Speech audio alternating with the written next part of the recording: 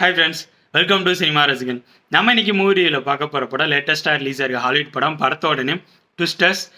இது ஒரு disaster film. Disaster ஃபிலிம்னா already பார்த்தவங்களுக்கு தெரியும், தெரியாதவங்களுக்கு சொல்லணும்னா 2012, day after tomorrow, Moon fall, இந்த மாதிரி இயற்கை சீற்றங்களை பேஸ் பண்ணி வர படங்கள் தான் டிசாஸ்டர் ஃபிலிம்ஸு. ட்விஸ்டர்ஸுங்கிறது சூறாவளியை பேஸ் பண்ணி வர டிசாஸ்டர் ஃபிலிம். 1996 ட்விஸ்டருங்கிற ஒரு மூவி இதுக்கு முன்னாடி ரிலீஸ் பண்ணியிருக்காங்க. அது மிகப்பெரிய ஹிட் ஆகிருக்கு. அதோட சீக்வல் மாரி தான் ரிலீஸ் பண்ணியிருக்காங்க. ஆனால் இது ஸ்டாண்ட் அலோன் ஃபிலிம் தான். இந்த படத்தோட ஸ்டோரி என்னென்னா, ஹீரோயின் சூறாவளியை பற்றி ஆராய்ச்சியில் ஈடுபட்டிருக்காங்க. அது எப்படி செயலாக்க வைக்கலாம் அப்படிங்கிற ஆராய்ச்சியில் ஈடுபட்டிருக்காங்க. இவங்க கூட ஹீரோயினோட லவ்வர் ப்ளஸ் 2-3 ஃப்ரெண்ட்ஸும் இருக்காங்க. இவங்க எல்லாருமே ஒரு டீமாக ஃபார்ம் பண்ணி இதை தான் வேலையாக பார்த்துட்டு இருக்காங்க. இந்த டீம் படத்தோட ஸ்டார்டிங்லேயே ஒரு சூறாவளியை செயலிழக்க வைக்கலாம் அப்படின்னு சொல்லிட்டு அதுக்காக ஒரு ட்ரக் எடுத்துகிட்டு போகிறாங்க. ஜீப் மாதிரி இருக்க ட்ரக் எடுத்துகிட்டு போகிறாங்க.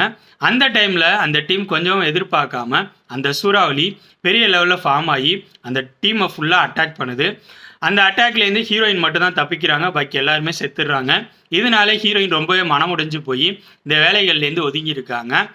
கொஞ்ச நாள் கழித்து ஹீரோயின் கிட்ட அவங்களோட பழைய ஃப்ரெண்ட் வந்து இதேமாரி சூறாவளி ரிலேட்டட் ஆராய்ச்சி திரும்பி நாங்கள் கன்டினியூ பண்ணுறோம், நீ வந்தால் நல்லாயிருக்கும் அப்படிங்கிற மாதிரி சொல்கிறாங்க. ஸோ ஓகே, இந்த சூறாவளினால் நிறைய மக்கள் வந்து பயங்கரமாக கஷ்டப்படுறாங்க, நிறைய மாதிரி பிரச்சனைகள் தான் வருது. ஸோ நம்ம இந்த ஆராய்ச்சியில் திரும்பி கன்டினியூ பண்ணுவோம் அப்படின்னு சொல்லிட்டு ஹீரோயின் அந்த டீமோட ஜாயின் பண்ணிக்கிறாங்க. இன்னொரு பக்கம் ஹீரோவோட டீம் அவங்க யூடியூப் சேனல் வச்சுருக்காங்க.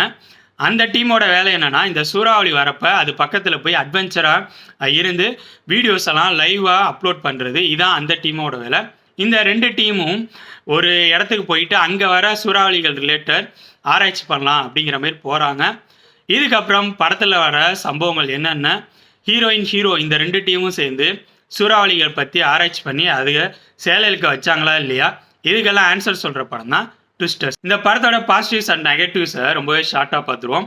ஃபஸ்ட்டு பாசிட்டிவ் எனப்பட்டது இந்த படத்தோட டெக்னிக்கல் விஷயங்களான விஎஃப்எக்ஸ், சவுண்ட் எஃபெக்ட், ஒளிப்பதிவு, background music, editing, production design work, இந்த 6 விஷயங்களும் சொல்லலாம். யூஸ்வலாக ஹாலிவுட் படங்களில் இது எப்போதுமே நல்லாயிருக்கும். அதே மாதிரி தான் இந்த படத்துலையும் அந்த டெக்னிக்கல் விஷயங்களோட தரம் பர்ஃபெக்டாகவே இருக்குது. விஎஃப்எக்ஸுங்கிற வகையில் இந்த படத்தில் சூறாவளிகள் வர எல்லா சீன்ஸும் சூப்பராக இருந்துச்சு. அந்த சீன்ஸுக்கெல்லாம் சவுண்ட் எஃபெக்ட்டுங்கிற வகையிலையும் பர்ஃபெக்டாகவே சவுண்ட் எஃபெக்ட் பண்ணியிருக்காங்க. அந்த சூறாவளியோட தாக்கம் எந்த அளவு இருக்கும், அந்த இடத்துல சவுண்ட் எஃபெக்ட் எப்படி இருக்குங்கிறத தத்துரூபமாக எடுத்து இந்த படத்தில் அழகாகவே வச்சுருக்காங்க. நெக்ஸ்ட்டு ஒளிப்பதிவு, பேக்ரவுண்ட் மியூசிக், எடிட்டிங், இந்த 3 விஷயங்களும் படத்தோட ஃப்ளோவுக்கு ரொம்பவே சப்போர்ட்டாக இருந்துச்சுன்னு நான் சொல்வேன். ப்ரொடக்ஷன் டிசைன் ஒர்க்கை பற்றி சொல்லணும்னா, இந்த படத்தில் சூறாவளி அட்டாக் பண்ணுற இடங்களும் சரி, சில டைமில் சூறாவளி அட்டாக் பண்ண இடங்கள் அதோட தாக்கம் எந்தளவு மோசமாக இருக்குங்கிறத ப்ரொடக்ஷன் டிசைன் ஒர்க்கில் தத்ரூபமாகவே காட்டியிருக்காங்கன்னு சொல்லுவேன். நெக்ஸ்ட்டு பாசிட்டிவ் எனப்பட்டது இந்த படத்தில் நடித்தவங்களோட பர்ஃபார்மன்ஸ். எல்லாரோட பர்ஃபார்மன்ஸும் நல்லாவே இருந்துச்சு. ஆகா ஓகோன்னு இல்லை, ரொம்பவும் சுமாராகவும் இல்லை.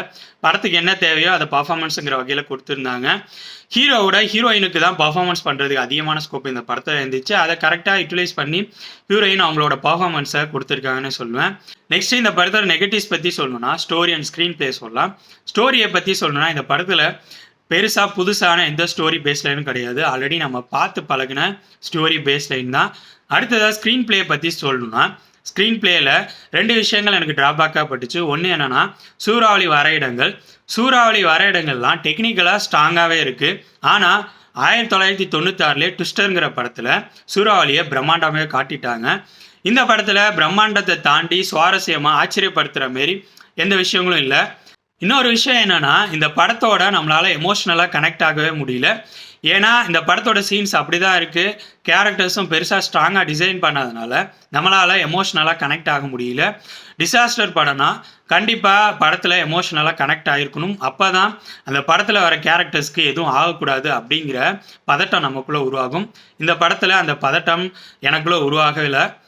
ஓவராலாக சொல்லணும்னா, என்னை பொறுத்த வரைக்கும் இந்த படம் ரொம்பவே ஆவரேஜான படம். இந்த படம் டெக்னிக்கலாக ஸ்ட்ராங்கான படம். ஆனால் ஸ்க்ரீன் பிளேயில் இவங்க கோட்டை விட்டாங்க. எமோஷ்னலாக நம்மளால் கனெக்ட் ஆக முடியல. சூறாவளிக்கு வர சீன்ஸும் பெருசாக ஆச்சரியமாக இல்லை. இந்த படத்தில் எந்த அடல்ட் கண்டென்ட்டும் இல்லை, வயலண்டான சீன்ஸும் இல்லை.